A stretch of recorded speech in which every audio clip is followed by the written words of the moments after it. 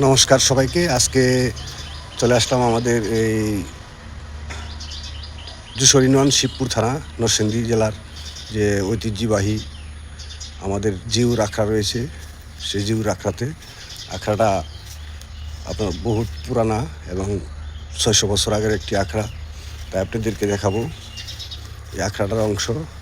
দেখেন এই যে বাউন্ডারি তিনি এদিকে পশ্চিম পাশে বহুত জায়গা আছে, অনেক জায়গা জুড়ে আমাদের এই জিউর আখড়া।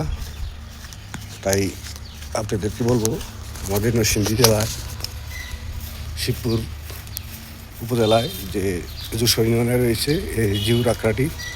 এই আখড়াটি অনেক পুরানা, ৬০০-৭০০ বছর আগের পুরানা শ্রী শ্রী গোপীনাথ জিউর আখড়া। তবে যারা আমার এই ভিডিওটা দেখছেন অবশ্যই একটু সমস্ত বাংলাদেশে প্রচার করে দিবেন, কারণ এখনও আমাদের বাংলাদেশে বহুত পুরাতন মন্দির রয়েছে এবং আমাদের সনাতনী ভাইয়েরা রয়েছেন, তাদের যে মনের বাসনা, যে আকাঙ্ক্ষা, সেগুলি এখনও ধরে রেখেছেন। কারণ আমরা বাংলাদেশি, সেজন্য বাংলাদেশের যতই কষ্ট দূর করে আমরা সব কিছু আগলিয়ে রেখেছি। আর আমাদের এই নরসিংদী জেলা হইল সবচেয়ে শান্তিপ্রিয় একটি জেলা। এই জেলাতে আপনারা যখন আসবেন তখন কোনো এই যে হিন্দু মুসলমানের একটি গল্প হয়, এই গল্পটা আপনারা শুনতে পারবেন না। এটি হলো আমরা নরসিংদী জেলার গর্ব। নরসিংদী জেলার সকল মানুষ অত্যন্ত ভালো মানুষ, তাদের মন মানসিকতা অনেক আগে আছে। বলতে গেলে এখনও আমাদের এই নরসিংদী জেলার মানুষ 10 বছর আগে আছে মন মানুষের দিকটা। তাই বলবো আপনারা অবশ্যই আমাদের এই যে পুরানো মন্দির এবং আমাদের এই যে নাগ মন্দির, এখানে কীর্তন হয় বছর একটা। আর এখানে দোল পূর্ণিমার সময় প্রচুর মানুষ হয়, দোল পূর্ণিমা হয়।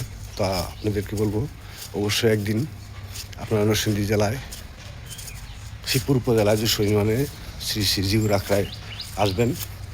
আর যারা আমাদের বাংলাদেশের সনাতনী ভাইয়েরা সব কিছু প্রচার করার জন্য সারা দেশে এসে করেন, তাদের উদ্দেশ্য হলো আপনারা একটু এসে ভিজিট করে যান। আমাদের নরসিংদী জেলা খুব একটি শান্তিপ্রিয় জেলা, তাদের কথা না বললেই নয়।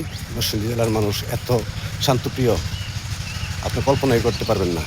এখানে এসে আপনি বুঝতেই পারবেন না যে আমরা কোন জগতে বাস করছি। এখানে ভাই কোনো গন্ধ নাই যে সহিংসতা বা একজনের সাথে একজন মনের বিরুদ্ধে কোনো কথাবার্তা, কিছুই নাই। খুব সুন্দর একটি জায়গা। আর বিশেষ করে নরসিংদী জেলার মধ্যে ভালো ভালো বড় বড় জিনিস পাবেন পুরাতন, যা আপনারা কখনো দেখেননি। তবে আজকের মতো এখানে বিদায় নিব।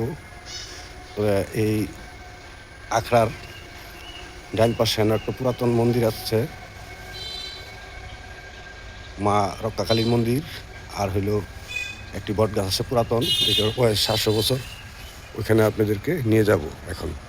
এটা আমাদের কালী মন্দির, নতুন করে নির্মাণ হচ্ছে মন্দিরটি। তবে এই যে বট গাছটা দেখছেন, এই বট গাছটার বয়স 700 বছর। তবে খুব পুরাতন একটি মন্দির, এটা অবশ্যই আপনাদেরকে দেখে যাবেন।